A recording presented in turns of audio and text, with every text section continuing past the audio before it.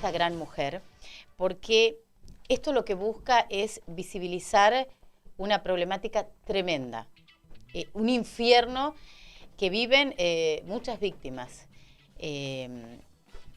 Visibilizarlo, animar a las víctimas a decir basta y a denunciar. Franco es el caso de Luján, quien ha denunciado a su abusador, el esposo de su madre, quien la había reconocido, o sea, es su padrastro, pero la crió como padre.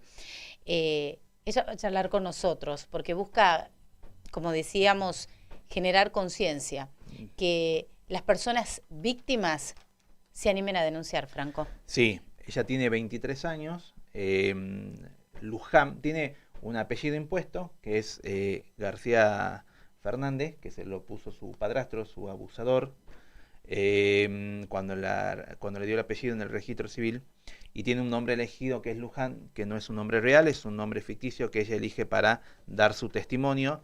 Agradecerle por la valentía y por bueno, la generosidad de brindarnos esta nota. Yo tuve contacto con ella hace 2 días por WhatsApp, muy generosa, muy amable, accedió de un primer momento a darnos este testimonio, con la única condición de preservar su identidad con este nombre que ella eligió para hablar, que es Luján. Está en línea, ¿no? Luján, gracias por atendernos. Ana Pedraza, Franco Carleto, te saludamos. Hola Luján, buen día. Hola, ¿cómo están? Gracias a ustedes. Bueno, estábamos hablando de este caso, vos lo has hecho público. Nuevamente quiero tomar la palabra, agradecerte este tiempo, agradecerte tu valentía y preguntarte acerca de esta historia, porque lo que buscamos justamente es ayudar a más víctimas con tu testimonio. Disculpa, te corté un poquito en la última parte, que Sí, era la pregunta. sí, te decía que te agradecemos y que vos al relatar tu historia, parte de esta historia que la vas a compartir, estamos ayudando a víctimas a decir basta y a denunciar. Sí, claro. No, o sea, el tema de ayudar a las víctimas es algo que realmente tengo la esperanza de que capaz esto ayude, pero es un tema muy delicado. Sentirse identificado con esto por ahí es muy doloroso y uno trata de literalmente fingir demencia. Es muy difícil de aceptar que uno se siente identificado con un caso así. Bueno, recordemos tu caso, vos fuiste víctima de tu padrastro. A ver, le contamos a la gente, pasamos en limpio. Su abusador era el padre que la crió. Él la convencía en el momento de los abusos que a él lo poseían espíritus. Esto pasó durante mucho tiempo, mientras vos eras niña, hasta que tomaste la decisión de irte de la casa, para contarle a la gente cómo fue parte de esta historia horrorosa e infernal que tuviste que vivir. Claro, el tema de cómo fue, me decís, a ver, fue literalmente un lavado de cerebro y creo que es muy importante también aprender a cuestionarse las cosas. Algo que dice con Mariana Romero es que por ahí uno cuando se introduce en una religión, en una nueva creencia, se olvida de que el que la introduce es una persona y bueno, en este caso lo era. Y eso fue lo que más no tuve presente, digamos. Empezó cuando yo tenía como 5 años, pero eran solo golpes. Y Rosa, mi progenitora, ella lo sabía perfectamente y se conocían hace un mes, nada más, se casaron a los 3 meses. Y ella no hizo nada, no pensó en separarse. Lo gracioso es que ella sí pensó en separarse porque antes de casarse le hizo una escena de celos. Eso fue lo que casi nos salvó a mis hermanos y a mí. Pero bueno, no se dio, claramente, por eso estamos acá. Y bueno, después de eso se casan, tienen a mis 2 hermanos y de ahí comenzaron los abusos sexuales cuando yo tenía como 6, quizá. Y yo no los recuerdo, él mismo me dijo que los hacía, ¿sabes? Yo recuerdo un par, nada más. Claro. Después, a los 12 más o menos, él empieza a hacer unas visitas nocturnas, por así decirlo, a mi cuarto a la noche para abusar. Y yo ahí empecé a poder, ya no podía mirar a los ojos, y ahí fue cuando él no lo blanqueó con Rosa Méndez, mi progenitora, pero sí me dijo que tenía somnofilia, que es la atracción hacia personas que están dormidas, ¿no? Ella veía que yo lo odiaba, veía que yo me cortaba, nunca preguntó absolutamente nada, solamente me decía que lo traté bien, porque habían acordado morir juntos. Ese era su papel, el único papel que ella quiso tomar. Es increíble. Cuando me dice que tenía somnofilia, yo digo, bueno, está reconociendo que él me hace estas cosas, ¿no? Y después cambia el relato para decirme que quien entraba a mi cuarto esas noches no era él, y que un mínimo. Como que él estaba poseído por espíritus. ¿Cómo? Como que él estaba poseído por espíritus. Claro, es una historia que hoy no me la creería a esta edad, pero bueno, Claro. que no sé. Claro, por Quería supuesto. contarle, no vivir esa realidad, ¿viste? Por supuesto. Luján, claro, la particularidad de este caso, de este hombre de Manuel García Fernández, que fue condenado a 16 años de prisión, es que, a diferencia de otros casos de abuso, donde se ejerce esa violencia sexual a través de la fuerza o de la violencia, en este caso con Luján lo que ocurría es que él la introdujo en un círculo de violencia simbólica, donde la termina convenciendo de que esos actos de violencia sexual eran productos de posesiones, que él era poseído por espíritu. A Claro. uno le había puesto incluso nombre, que era Cum, que se lo nombra ahí en la causa. Digo, ¿en qué momento, Luján, a vos ¿en qué momento registrás que empezás a percibir esto de que todo era una mentira, que todo era un engaño? Porque me imagino que cuando sos niño estás en una situación de extrema vulnerabilidad y le crees porque además es tu padre, para vos era tu padre. ¿En qué momento te empieza, cuándo registras vos que ese momento se da, ¿no? Que te hace ruido y decís, acá está pasando algo que no está bien? Sí, yo no quería pensar que era mentira lo de los espíritus después de cierto tiempo, porque dije, a ver, yo vengo sometiéndome a estos abusos hace años, y no, yo digo, si esto es una mentira, esto no fue ningún sacrificio por el bien de la humanidad, por mis amigas que se enfermaban, o por, no sé, por causa, esto no había sido un sacrificio, no había valido para nada, y solamente era para el placer de un psicópata. Yo no quería creer que era mentira. Al mismo tiempo sí, porque si era mentira significaba que iba a ser libre en algún momento si me escapaba.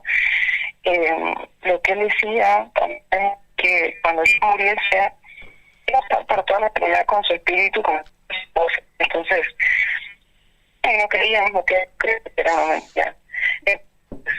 Cuando yo me estaba haciendo más grande, podía permitirme pensar un poquito más, que vos pensás que a mí me decían que me leían el cerebro, o sea, me leían los pensamientos más o menos. Si yo cuestionaba algo, tenía consecuencias. Si yo pensaba en alejarme de esas creencias, tenía consecuencias. Y empecé a consumir contenido que por ahí cuestionaba a los que decían ser mediums, a pseudo religiones, sectas, y ahí fue cuando empezó a plantarse una semilla en mi cabeza, y más adelante él se iba contradiciendo. Decía que él tenía poderes, pero decía, bueno, hoy vamos a meditar, entre muchas comillas, digamos, abusos para que se dé cierta cosa. Cuando no se daba, yo dije, qué raro, se debería haberse dado, y así varias cosas en las que se iba pisando solo. Cuando yo empiezo a salir con alguien, yo tenía que mentirle, porque él ya me había amenazado de muerte por salir con esta persona. Y mi mejor amiga no entendía por qué no me animaba a juntarme con este chico, y me podés mentir que vas al otro lado, le podés mentir que salís conmigo. Yo le dije, no entendés, y él sabe cuando miento. Y ella dijo, bueno, hagamos una cosa, le mentimos las dos juntas. Le mentimos y él lo creyó. Y yo ahí dije, listo. Todo fue una mentira, claramente, acá no pasa nada. y este tipo es un loco o un psicópata y esto fue para nada. Ahí fue cuando más o menos me di cuenta de que él no tenía poderes, que estaba loco quizá. ¿Cuántos años tenías, Luján, en ese momento? 20. 20 Sí, años. fue a finales de 2021. Sí, bastante grande ya. No, bueno, pero cada bueno, uno tiene su proceso en el marco del infierno y el calvario que vos has tenido que pasar no teniendo la protección de la persona que tenía que protegerte. Has tenido que salir sola de esta situación. sí, igual esta chica que me enseñó a mentirle fue la misma que me sacó ahí más o menos a la fuerza. O sea, sin ella yo creo que capaz no estaba acá, la verdad. Me dijo un día literalmente, baja de tu departamento, te busco ya, y gracias a eso me fui con ella en su camioneta y supe que no iba a volver más. Gracias a ella tengo las grabaciones que fueron al expediente, que subió Mariana también. Sí, gracias a ella pasaron muchas cosas, por suerte. Luján, aparte de esta amiga, vos de esos episodios a lo largo de estos años que fuiste sometida a esta violencia sexual, ¿hablaste de eso que pasaba aún sin percibirlo como un abuso? ¿Hablabas con alguien más sobre esto? ¿Tenías algún amigo, alguien de tu confianza? ¿Le contabas a alguien? Pero abusos no, nunca, porque No lo primero que percibías nada, como tal. obviamente, porque no sabía qué iban a pensar, capaz que pensaban que yo hacía eso porque quería, y porque él me había dicho que íbamos a morir todos, básicamente, si yo contaba eso. Sí conté a algunas personas del tipo de creencias que teníamos, pero no lo que implicaba hacer, ¿viste? Claro.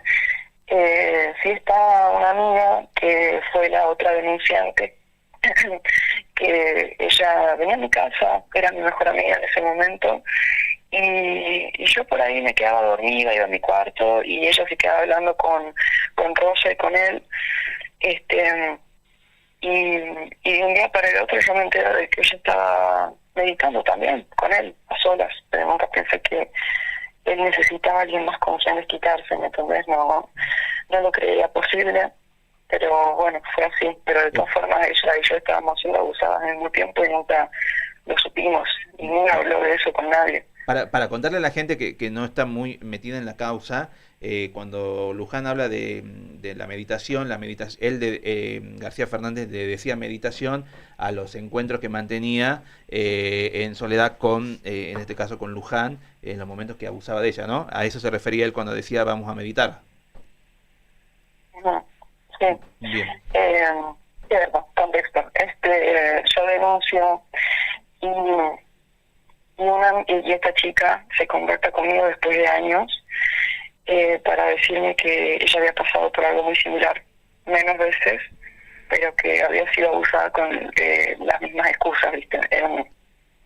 Y ahí es cuando empezamos a hablar, nos juntamos, me explica más o menos cuántas veces habían sido y cómo, y que de vuelta, lo mismo que conmigo, Méndez sabía todo, mi progenitora.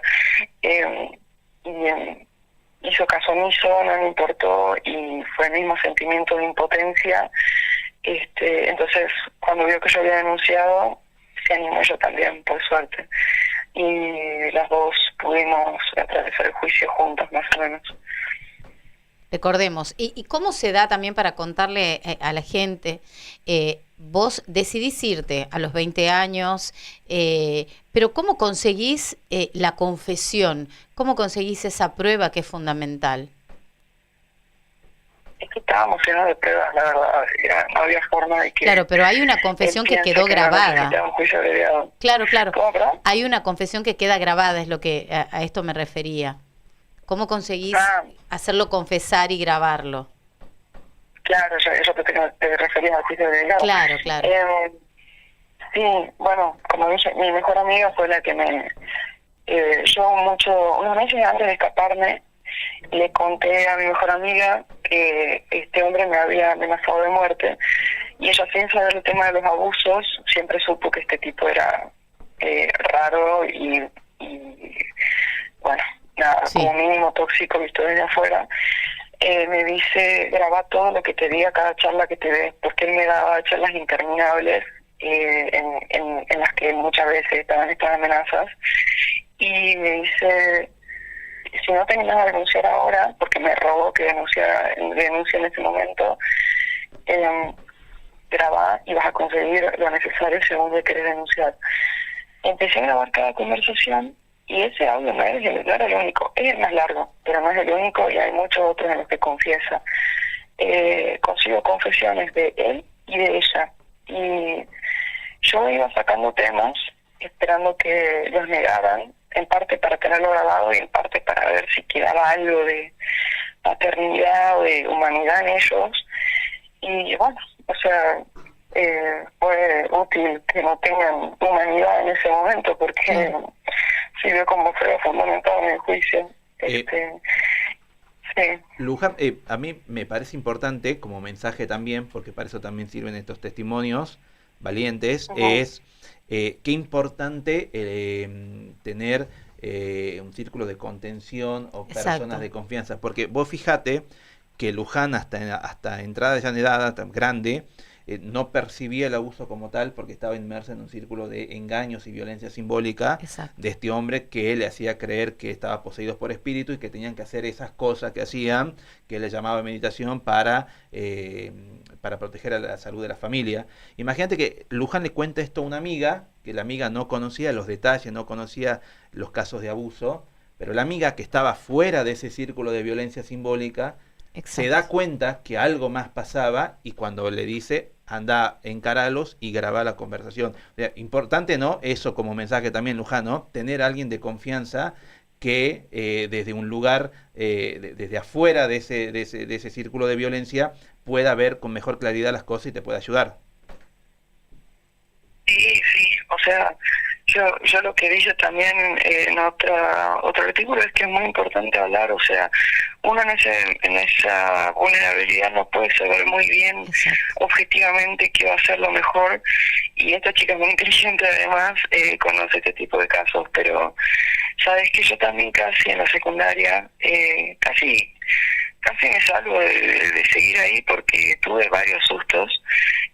Pensé que había estado embarazada varias veces y la verdad no sé si lo estuve, y casi lo hablo con un profesor de la secundaria, filosofía, era el único adulto que pensé que le podía importar y actuar como algo parecido remotamente a un padre, y no lo hice, pero porque bueno, me volví a bajar, pero la verdad que estuve cerca y era solamente hablar lo que hacía falta.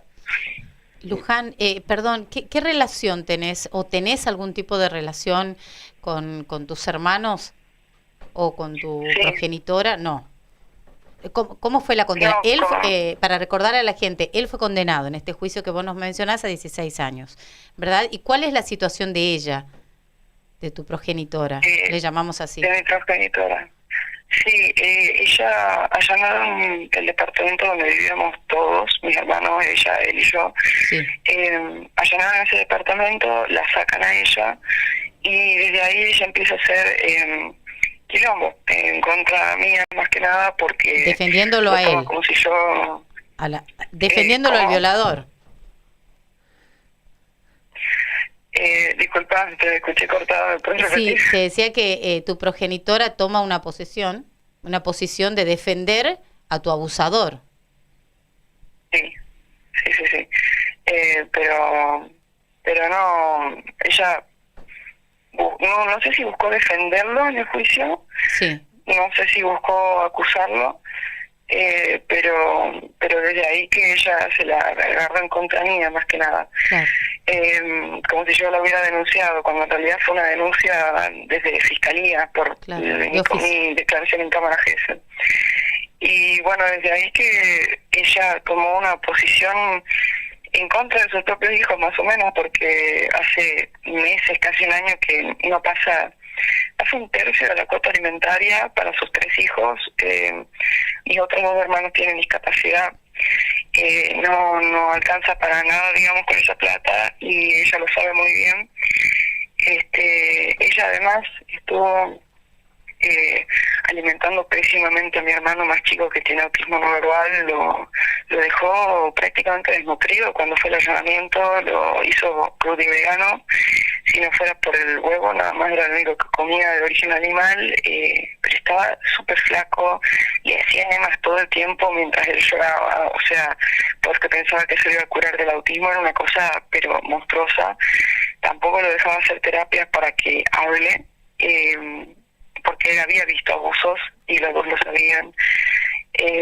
Así que bueno, después de eso ella empezó a escudarse diciendo que ella era una víctima más, cuando ella sabía muy bien cómo callarlo, ella lo había amenazado con dejarlo, y algo que a mí me parece como fundamental para entender que ella, si fue una víctima, no se comparaba con el grado en que nosotros lo éramos, es que ella misma me dijo, no pensó en separarse cuando me golpeaba, apenas se conocían ellos. Tampoco cuando vio que abusaba de mí, pensó en separarse antes de que se casen porque le hizo una escena de celos. Y si no, también lo volví a pensar cuando vivíamos los 5 juntos ya, y él no le ayudó en un momento que mis hermanos y yo nos habíamos enfermado, ¿no? Él nos la ayudó a cuidarnos, estaba trabajando, haciendo sus cosas, y ella pensó, bueno, acá no me van a ayudar a criar a mis hijos, me voy. Estaba por irse y pensó que no iba a volverse a su casa de origen porque iban a pensar que era una loca, ¿no? Y por eso no se fue.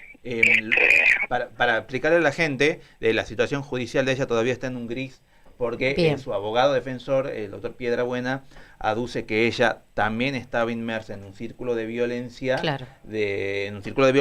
por lo tanto no tenía poder de discernimiento para, además, para actuar en consecuencia y proteger a su hija, mientras que, de acuerdo al testimonio de la propia Luján, ella sí estaba en conocimiento de lo que pasaba y sí estaba en condición, entiende Luján, de haber hecho algo para protegerla de esa situación. Y en ese sentido, Luján, preguntarte, estas meditaciones, como él las llamaba, que eran actos concretos de abuso y de violación, ocurrían cuando ella no estaba en casa, o ella estaba presente, ella sabía cómo vivió, qué rol ocupó ella, de lo que te podés acordar vos, mientras ocurrían estos actos de violencia sexual. No, sí, ella siempre estaba en la casa, siempre. Es más, ella se encargaba de que, bueno, mi hermano con autismo le gustaba ir a la cama de ellos dos para saltar ahí, porque era una cama de 2 plazas. Iba hasta ahí corriendo a la puerta de su cuarto cuando él abusaba de mí, porque no quería que él entre a ver, ¿no?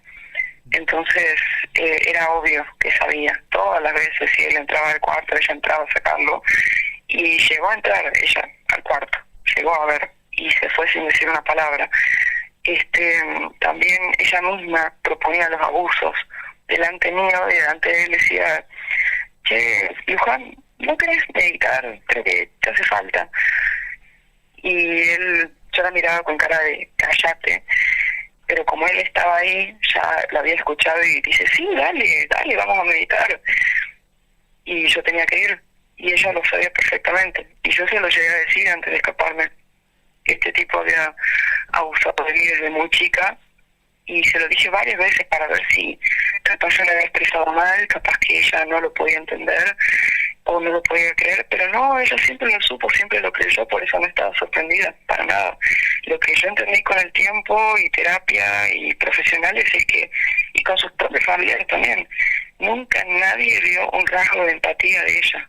Por eso no pude pedir ayuda en ella, no debería haber esperado nada desde el principio. Junto con ella no tenía que hablar las cosas, ¿sabes? Luján, me gustaría que terminemos esta nota con un mensaje tuyo para aquellas personas que todavía no se animan a hablar o a denunciar. Vos, como sobreviviente de este infierno, ¿qué podés recomendar a las personas que todavía no se animan o que no pueden? ¿Cuál es el mensaje? No, a ver, de vuelta, como dijeron en un momento, esto sí puede ser medio particular, pero en mi caso no, pero yo sé que hay mucha gente en la misma, en la que pueden abusar de uno con excusas religiosas, y creo que uno por ahí se queda en esa situación porque no se permite cuestionarse lo que el otro dice, y no hay que olvidarse que los que te dan el mensaje divino, entre muchas comillas, son personas que pueden mentir, pueden abusar, pueden hacer daño, pueden tener malas intenciones, y empezar a cuestionarse. Y si uno está dudando, hablar afuera, porque si uno no se anima a hablarlo es por algo. No tener miedo de hablar es, pero fundamental. Gracias a eso yo estoy acá, digamos. Si lo hubiera hecho antes, me agarraba años de sufrimiento. Luján, te agradecemos tu testimonio, tu valentía. Te abrazo fuerte desde aquí. Y lo que buscamos es eso, ¿no? Que estas personas que están en medio de este infierno, que lamentablemente sabemos que son casos que suceden frecuentemente en muchas familias, puedan animarse a denunciar y puedan animarse a decir basta, y que a partir de allí tengan la contención necesaria para salir adelante. Nuevamente, gracias, Luján. Muchas gracias a ustedes por el espacio. Que anden bien. Igualmente, Luján, te abrazamos fuerte desde aquí. Un testimonio desgarrador. Luján es la joven que se animó a denunciar a su padrastro. Vivió un verdadero infierno durante gran parte de su vida. Él fue condenado y, bueno, nos contó a nosotros, ¿no? Sí. El calvario que tuvo que vivir. Seguimos de esta manera en La Tucumana.